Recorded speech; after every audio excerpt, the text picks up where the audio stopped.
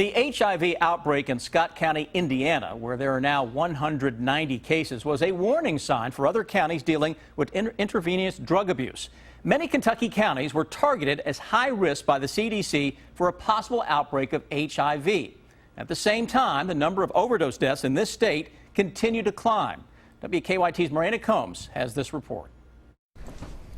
We met with him to talk numbers. He compiled stats and spends much of his time trying to understand them. The worst thing, the thing that jumps out at me the worst is 1,248 deaths. Van Ingram's yearly report on overdose deaths is grim. And that's 1,248 lives wasted. That's 1,248 families that had to suffer through this. And it's just unnecessary. The numbers are up, and he says not coming down anytime soon. It scares you to think what else is out there and what's coming.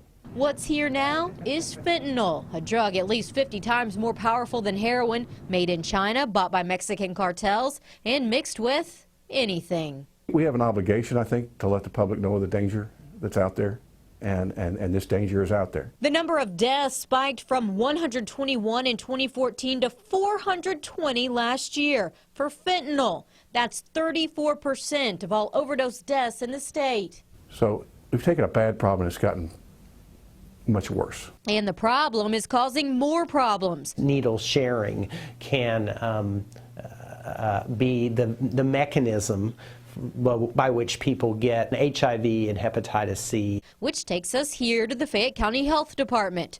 Director Craig Humbaugh. Our job in public health is to try to recognize, is there an uptick or a swing, and try to prevent that from turning into an outbreak. Because the threat is there, overdose deaths are a sign of something else on the horizon. The CDC's report flagging counties with the most chance of an HIV outbreak focused hard on Kentucky.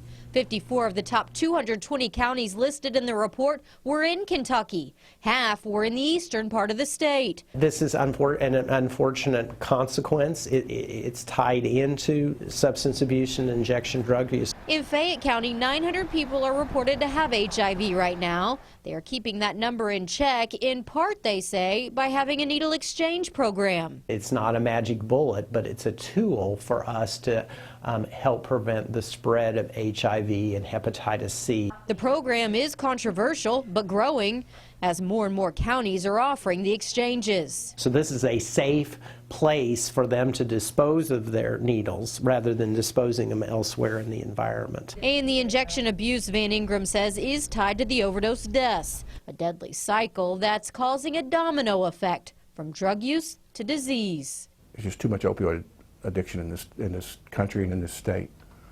And it's the worst drug epidemic this country's ever been in, and it's not going away anytime soon. As for Fayette County's needle exchange, since they started about a year ago, they've gotten 12,000 needles and given out 13,000. They say they see about 15 to 20 people every Friday for the exchange. As for the HIV numbers, they say they've remained fairly stable for the past few years, but they haven't gone down either. Depressing. When you talk about needle sharing, you also have to factor in hepatitis C, which I understand Kentucky has the highest rate in the entire country for. Yes, and Van Ingram made the point that those numbers are going to go up because with all the needle exchanges, it's easy to get tested when you're at those exchanges, so we're going to see an increase in those numbers. All right. An interesting look, Miranda. Thank you.